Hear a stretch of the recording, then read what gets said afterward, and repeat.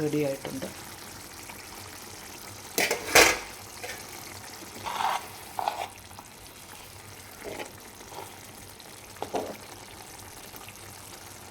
അല്പം കരിവേപ്പിലയും കൂടെ ചേർക്കാമെങ്കിൽ നല്ല ടേസ്റ്റാണ്.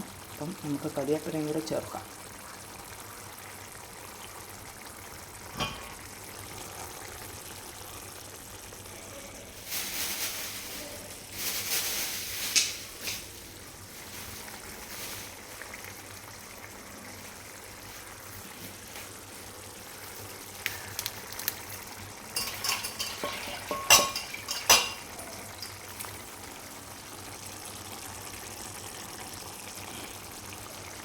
അങ്ങനെ നമ്മുടെ മീൻ പിഴ റെഡിയായിട്ടുണ്ട്.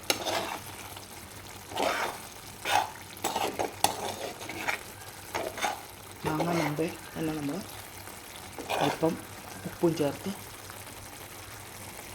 വേവിക്കാൻ വെക്കണം. പിന്നെ തേങ്ങയും ഒരു നല്ലൊരു ബൗൾ തേങ്ങ, അല്പം ഉലുവപ്പൊടി, 1.5 ടേബിൾ സ്പൂൺ മുളക് പൊടി, 1 ടേബിൾ സ്പൂൺ മല്ലിപ്പൊടി, 1/2 സ്പൂൺ